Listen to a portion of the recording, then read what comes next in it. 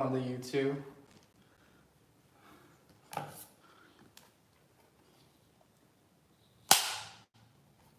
You feel me? All right, let me.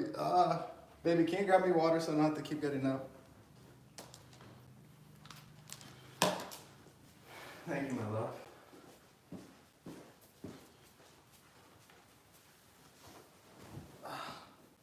I'm the microphone checker.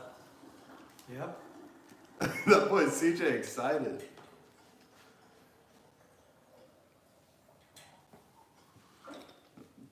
Triple OG, you feel me? Thank you. All right, let's go over real quick what we're gonna talk about. I know we probably have a couple people on the live on YouTube, but that's okay. What do you guys want to go into today?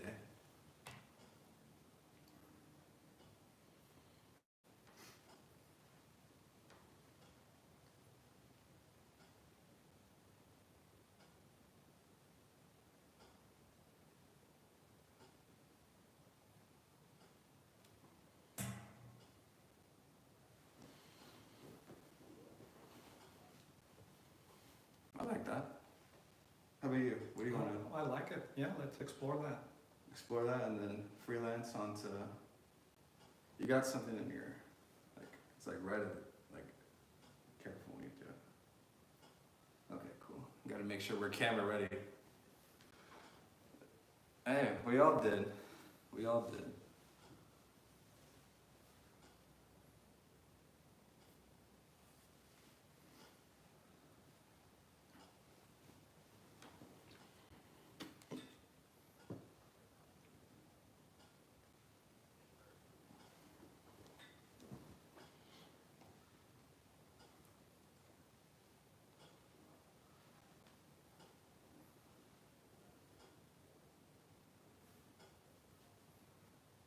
I like that. I like that a lot. All right.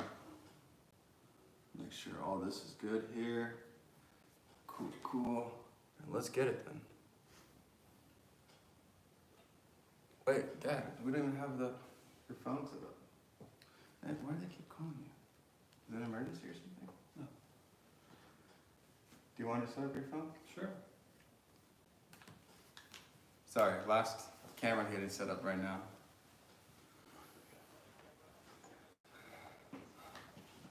Can you hear me? No, I just hear like somewhere in Texas.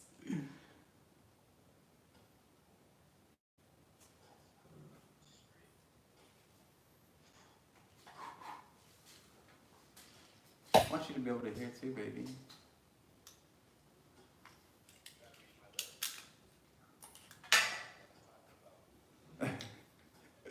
She can't even see the screen. You're telling her to read it lips.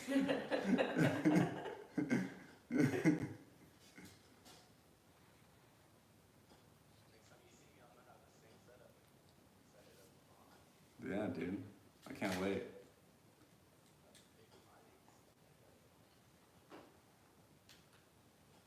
It's going down. Okay. iPhone is set up. All right. Got the microphone checker. Let me know when you're gonna get that going. I'm starting this. So you guys, I'm tuned in to another Office of the Day special, but we have exclusive guests, Mr. CJ Valencia and Mr. Marco Alcala. CJ Valencia, the stockbroker, the commercial real estate investor, and the big fish graduate, and then Mr. CEO of ACI, the cybersecurity god. What's up, you guys? Introduce yourselves.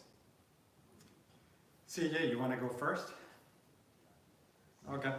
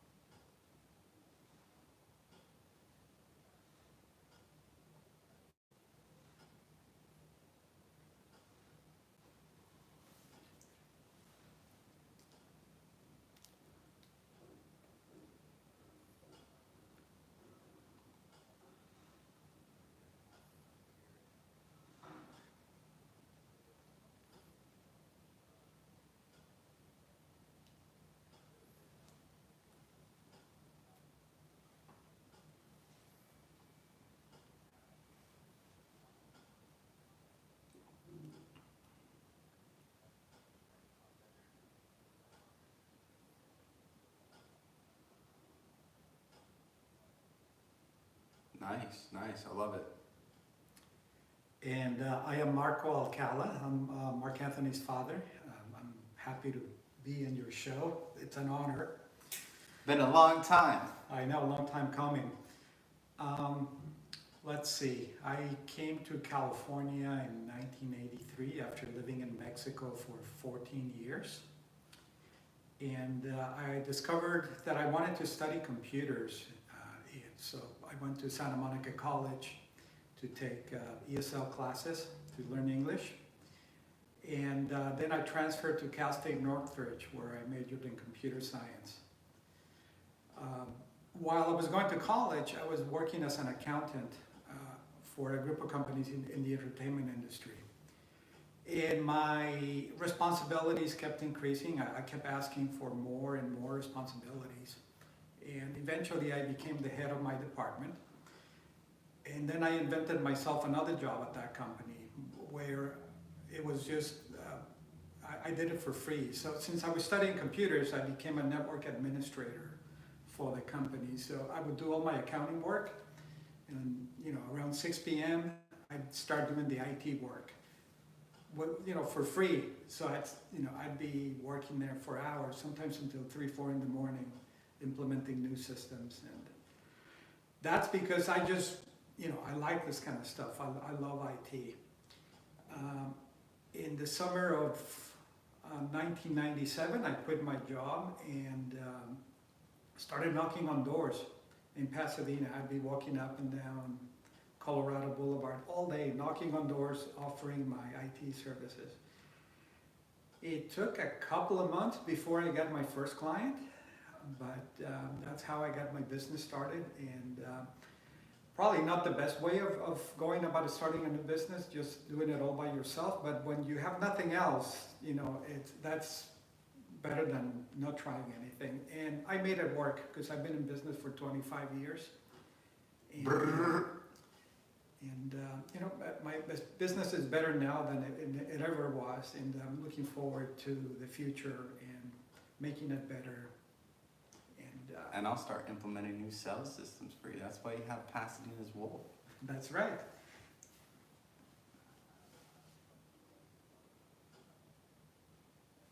Please, please take it, take it, take it, take it.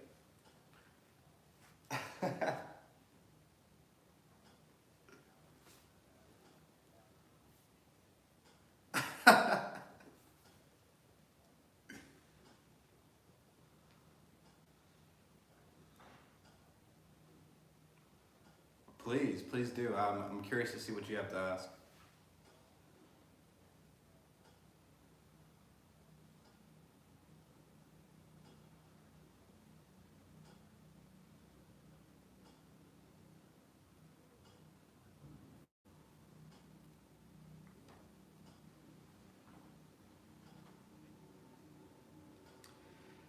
I wanted to learn it, and it was fun for me. It's still, after, it's been 35 years that I've been playing with IT, and it's still fun. I'm still like a little kid learning about the latest developments. There is so much to know. I mean, it's impossible to know everything, but I'm still fascinated by it. And it didn't matter to me that I wasn't getting paid. I was putting in inordinate amounts of overtime to learn this stuff because it's something that I wanted to know. The day came where I said, well, I just want to do this full time. I want to give up the accounting. Accounting, I got into it because I wanted to learn how to read financial statements, and I knew that at some point I wanted to have my own business. So I took a couple of accounting classes in junior college at Santa Monica College. And in Accounting 101, or actually it was Accounting 1 there, I turned in my project before everybody else, and the teacher goes, oh my God, have you thought about working in accounting? And I go, no, I just took this class so that I can know about accounting because I know I'm going to have my business at some point. So she offered me a job, and that's how I ended up working in accounting, just because somebody made me an offer that I never entertained before. I never figured I was going to be working as an accountant. But my heart always made me go in the direction of IT. That's what I truly enjoy. And there's a certain beauty in accounting and knowing how it works, because if you understand that, then you know how to run your business in terms of the financial aspects of it. You know if you're making money or if you're not.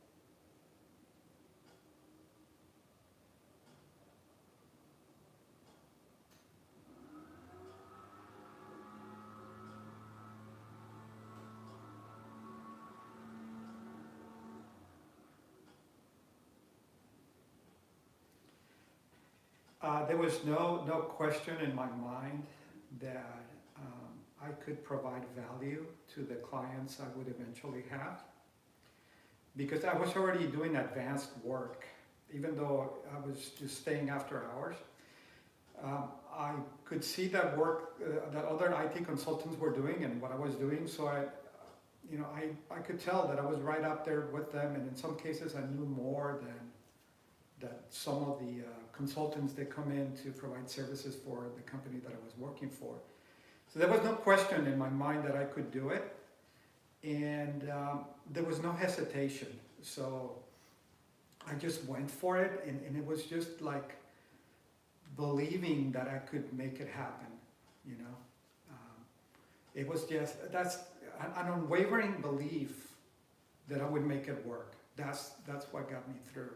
And it wasn't easy because there was no safety net. It's not like I was rich or anything, or I had a lot of financial resources to take me through that transition period. It's very challenging when you just, you leave the only income stream that you have, and then you say, okay, well, I'm going to start my own business, and then you have no money coming in. So that was a difficult transition, but I got through it, Yeah, and I like Yep. that. I feel like that's something CJ and I always talk about, is keeping that belief even if you're not seeing the results right away, because everything's delayed gratification. I mean, look at that example. You said you didn't get your first client till months after knocking doors, and kind of just fell in your lap, but it was because you put those numbers in. It's like what they say when I knock doors for solar. It's like the solar gods rewarded you because you kept going, dealt with that rejection, and overcome it by getting up every day and still continuing, even knowing that, hey, I might get 1,000 no's today, but it doesn't matter if I get that one yes at the end of the day. Yeah. So, did you have another question for him?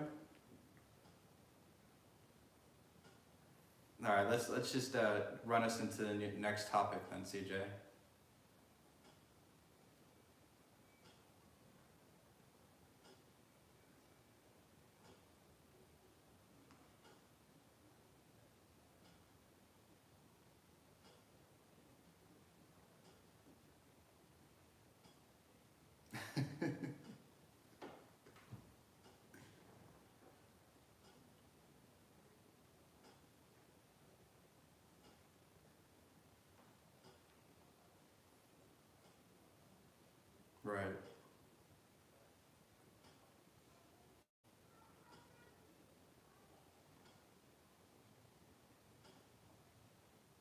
Right. Right. I'll take the forehand on this. I think right before it happened, I had not a shift completely, because I already had kind of euphoric shifts before, and visuals as of where my life wanted to go. But then I went out to go see you in Colorado right before it hit, and it kind of just expanded my mind and made me realize that, hey, seeing the mountains and seeing so much land, just opportunities are endless. And then we went to go sit courtside to go watch the Nuggets, and that kind of expanded my mind too, seeing everybody there. And you know, the tickets weren't expensive because who wasn't playing? Antetokounmpo wasn't playing, right? Giannis wasn't playing, so I don't know. I think it kind of, you know, for me, it shocked me. I was like, whoa, the government wants to keep us in this box. So instead of staying in, I started going out skating, working out more, and then realized, hey, you know, I need to get more streams. I only have 1 or 2 streams of income, and I started this podcast. And I know it's not a stream yet, but it's currency. It's an exchange. You know, it's just a creative side of things and brings light to people. So I just realized that, hey, you have to go for it, and there is no time to do it later. It's, if not now, then when? You know?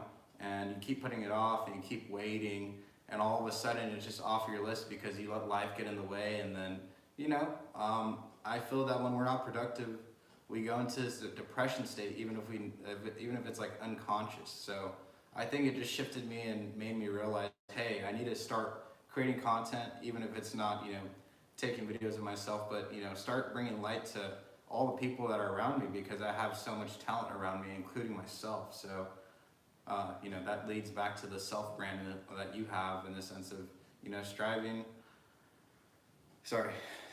to experience life fully, you know, just to go for it and, you know, make the most of every moment. And if you're not making the most of every moment, taking the time to reflect on how you could be. So literally just like how Nike says, just do it. I like to talk about some of the things I saw you do in March of 2020. You would come over to the office, you set yourself up in the conference room, and then you would write down on the whiteboard the things you wanted to accomplish. Right. And you decided you were going to help your friend Mary in selling websites, right? So you developed your own scripts of how you were going to approach prospective clients. And you practiced that, and then you got on the phone and started cold calling businesses in March, when everybody didn't want to spend money because they were freaked out about what was happening in the world, right? So he called business owners, and yeah, he would get no. On the 11th call, on the first day, I got somebody interested, and we closed the deal in the next couple of days. On the 11th call, and I was born on April 11th. Yeah, so that's an example of what to do when things get difficult. You know, you just decide that you're gonna go forward and make the best of it. And even though people are afraid, you take the courage to take action, to take your life in the direction that you wanna go in. And that's exactly what you did. I mean, it's like, it was amazing. You were closing a deal a week until Mary told you, okay, stop, closing deals, because, I don't have the bandwidth right now, and I don't, I want to be able to control the quality of the service. But that was just amazing to me. The level of energy that you put into it, and the belief that you could make it happen. Thanks, Pops. Yeah, it was 4 leads in 4 weeks, and then after that, it's like, hey, I'm only one person here. I'm a one-man army. Hold on. But I think you wanted to go into adding in on that.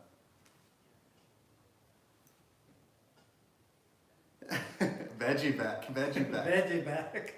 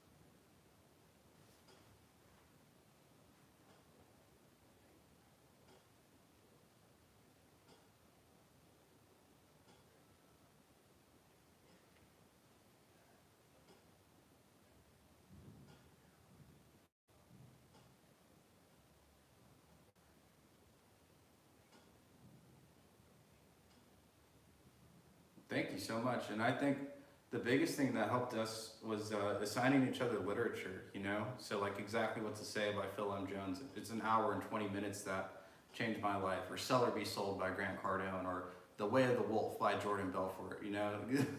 See, he's got it right there. Exactly what to say. You know, he took a chance. I was like, look, take the chance and get this book on has them all right next to him. And that's what it is. And you know how many people I've told that are in the same kind of, you know, cells kind of thing that didn't want to listen, and look, they're still paying for it now, you know, and that's not to stomp on them, but it's just there's no need to reinvent the wheel. You know, learn the wheel, and then if you want to reinvent it a little bit, you can, but you have to become that expert level to you can't create a whole new wheel when you don't understand how the normal wheel spins. So thank you guys. And who wants to take the next step on how they changed after, you know, the pivot? Yeah.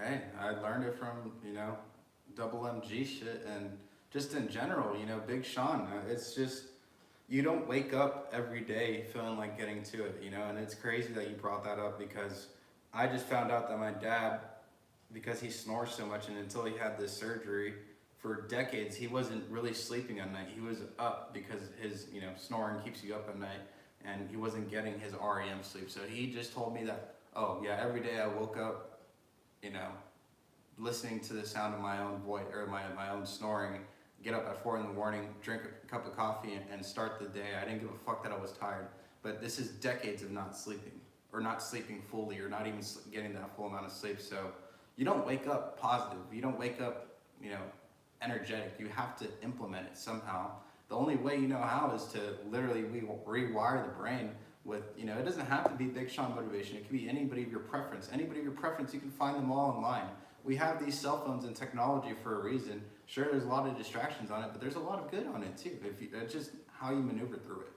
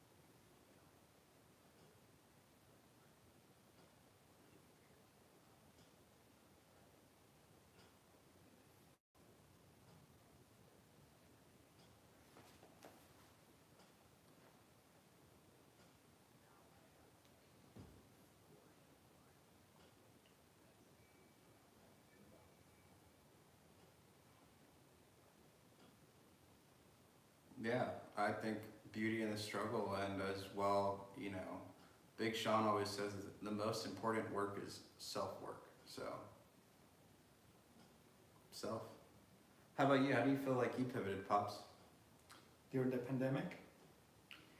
Well, I started making changes before,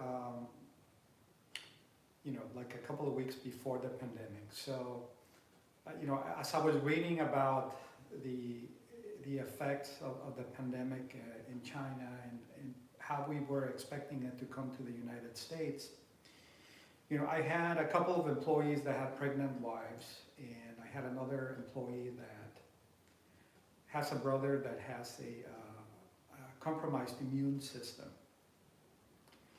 So knowing that the pandemic was coming and the fact that in our beautiful office it was very easy for us to infect each other when we had let's say if we had the flu, within a week everybody would have the flu because it was an open space, a very cool office, we loved it. And that's exactly what we wanted, to work in an open space like that.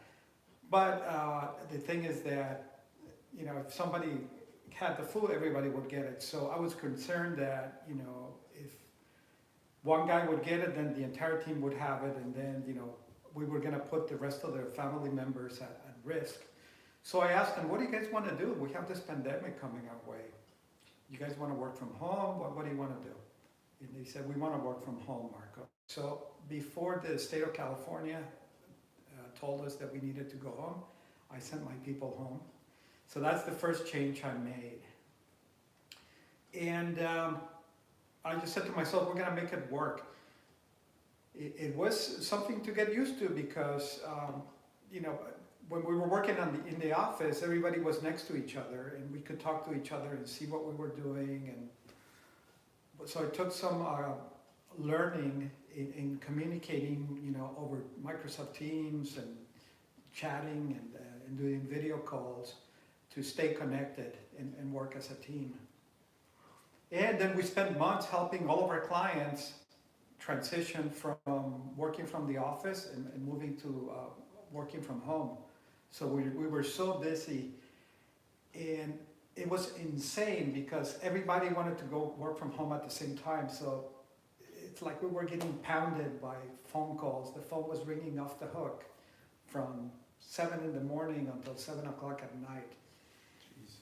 It was so insane. It just felt like we were getting shot at. I told my guys, I got an Amazon subscription. I told them, go watch the movie 13 Hours because I want you to see how those guys performed, and that's what we're doing right now. So they watched it, they got fired up, and they just kept helping our clients. Have you guys watched that movie, 13 Hours? I think we watched it together. Oh yeah? Yeah, very cool movie. So that's just a couple of examples of changes I made during the pandemic. Okay, cool. I like that, and it's cool that you were already aware of what was going on. I mean, most people were, but they saw it as this big joke. And I guess technically I did too, because I made the decision when you were telling me, hey, look, there's this sickness going around and it looks pretty lethal. I was like, I made the decision that God is going to protect me. A mask isn't, and I'm going to have to make it happen regardless. Many people don't agree with that. However, I feel like that's the only way I could survive the pandemic, like personally, just because when I've noticed when I led my life in fear, then fear overcomes it, and then fear overcomes my willpower, and that's the only reason why I approached it like that. Is that the right approach? In the public life, probably not, but that was mine.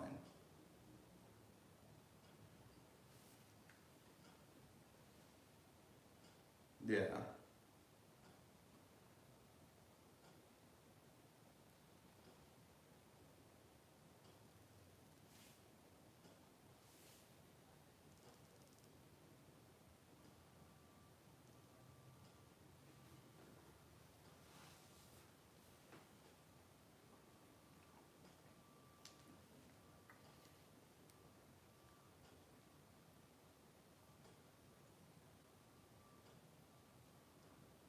So how do you feel like you know, as we all have our own brand and business, how do you feel that with what's going on now? I mean, it seems to be getting better, not better, whatever. How do you think that we can implement new systems for growth in the sense of sales, marketing, and, you know, anything in the sense of maybe just, you know, implementing and creating a team? Because you're starting your podcast, you know, I'm pushing him to start his podcast or his content, you know, in regards to cybersecurity and why it's so important. How do you think we can implement our teams to follow in a sense of leading correctly?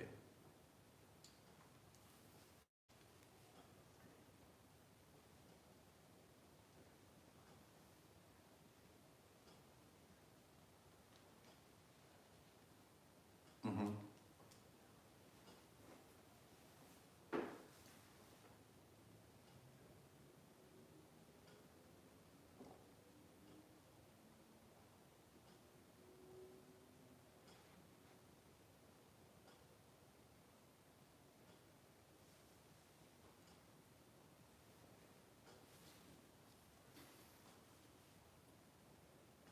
Right.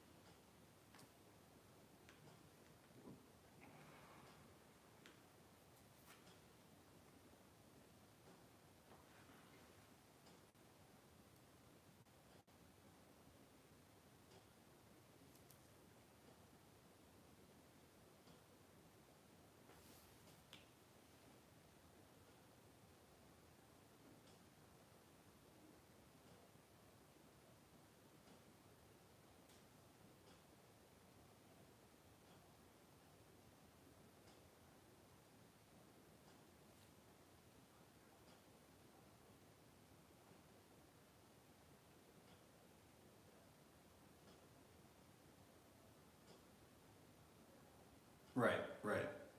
And what are you going to do to make sure you stay consistent?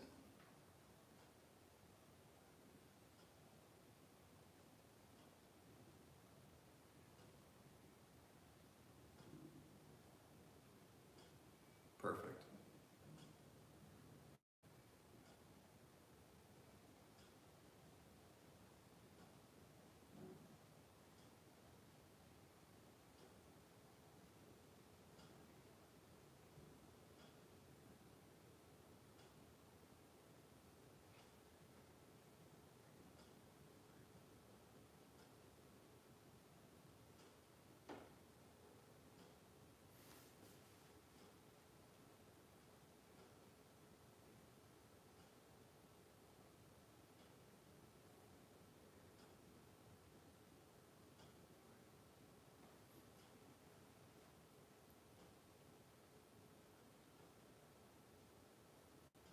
I like that. I love that a lot.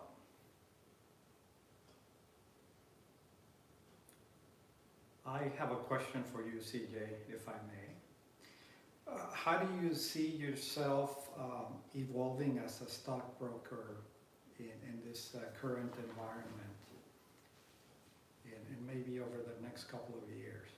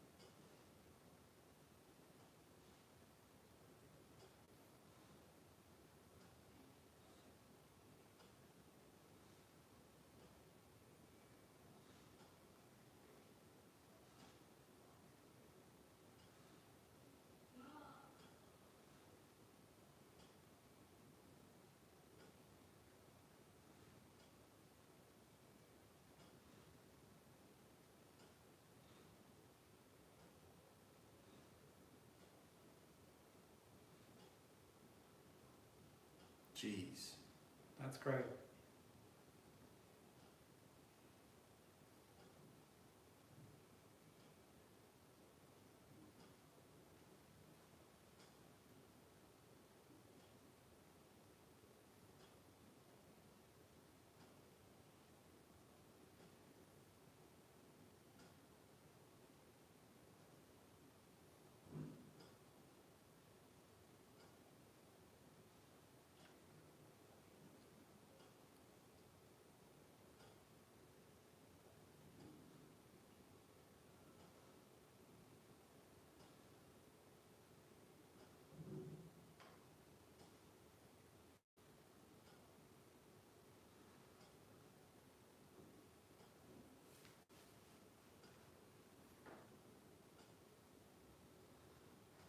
Yeah.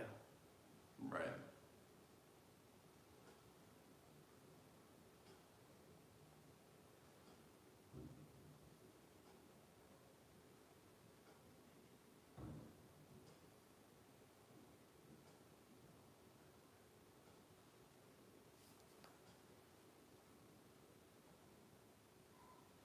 Yeah.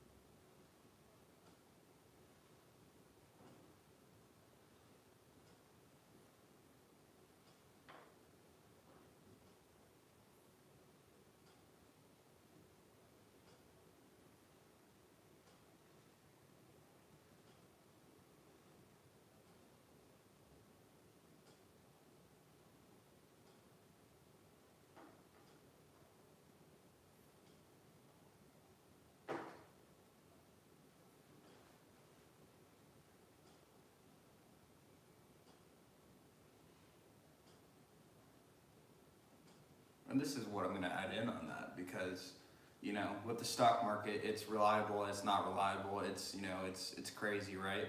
But in the mix of all the knowledge that you're taking in, you need to be writing it out, you know, perfecting it or not perfecting it because obviously it's not perfect, right?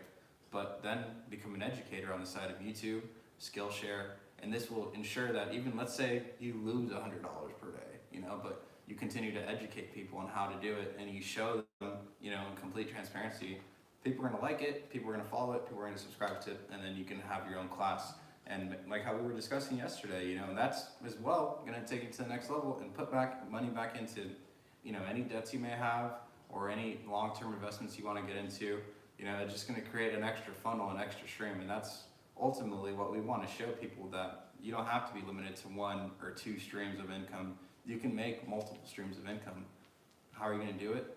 Whatever you're passionate about and you become an expert on, you can educate others, and you know, people will find you. The game of online, there's endless amounts of opportunity.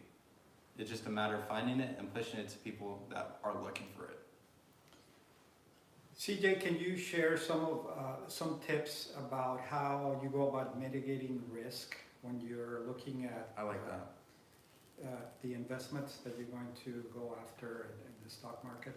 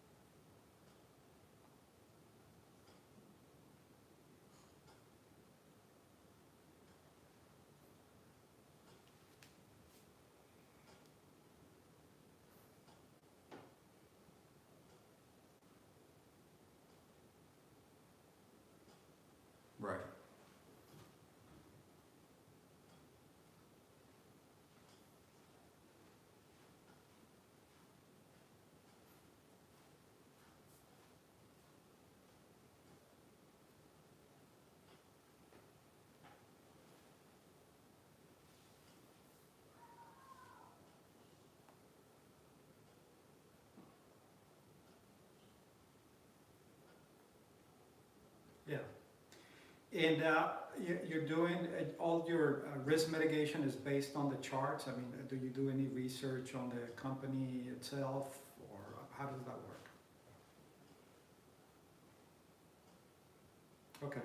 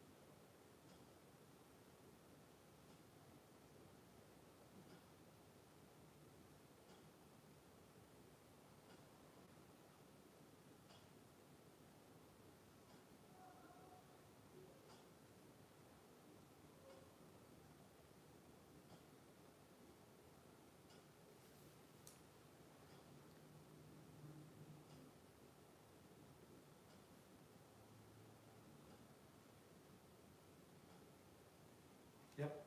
How do you separate the emotional side of things? Because for most people that day trade, when they first start off, they're emotionally attached, you know, and that's like the biggest problem with trading. I know you say with risk management, you have your X amount, 15% when you want to get out or get in. But, you know, we are human after all. How have you been, you know, doing that?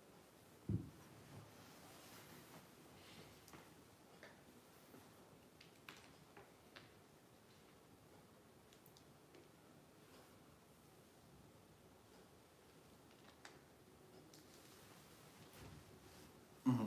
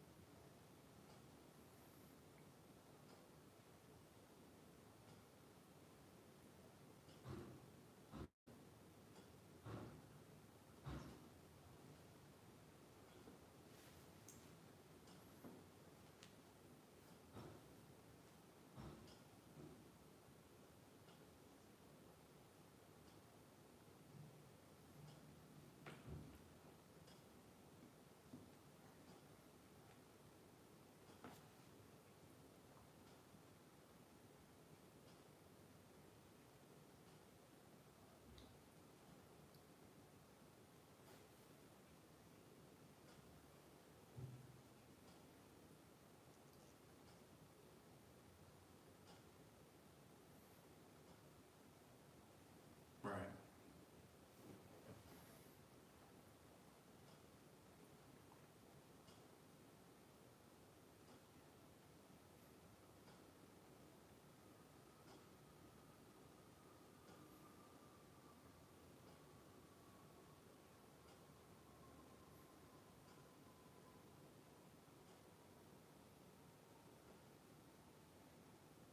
I like that. I like that response a lot. It just comes back down to understanding, you know, being able to dissect and see where you went wrong. And I mean, truly, obviously, I mean, I follow me, Kevin, and sometimes you don't even go wrong. It's just the stock market takes a crap, right?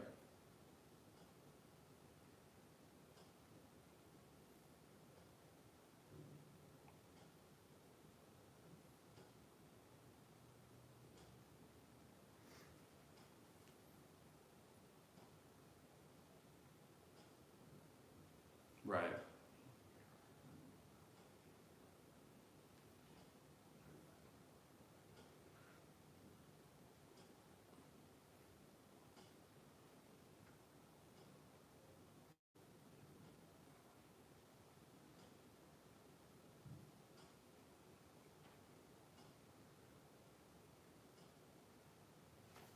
I agree. And are you also trading options at this time?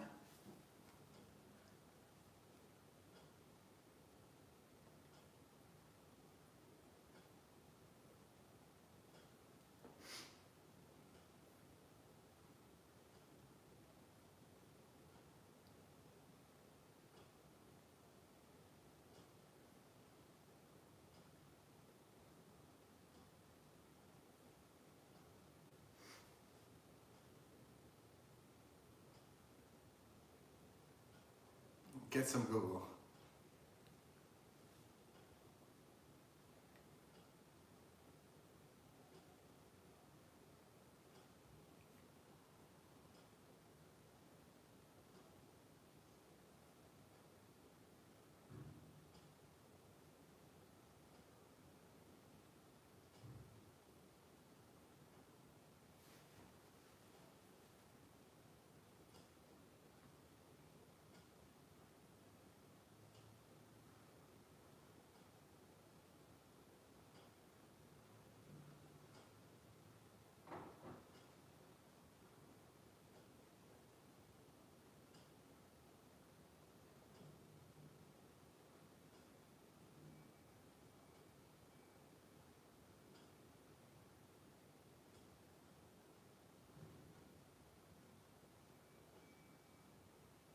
Right, right.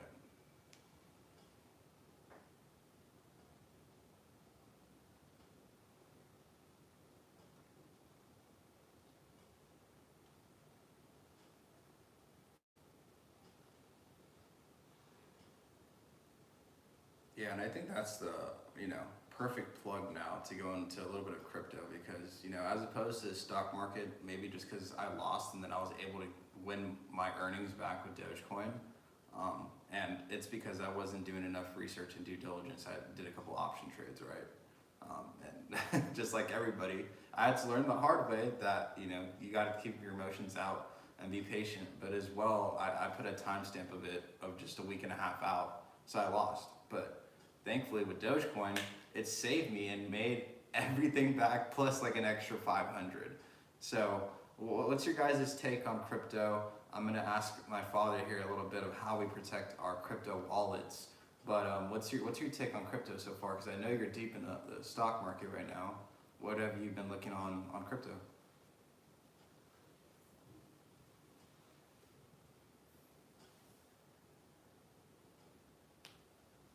Right.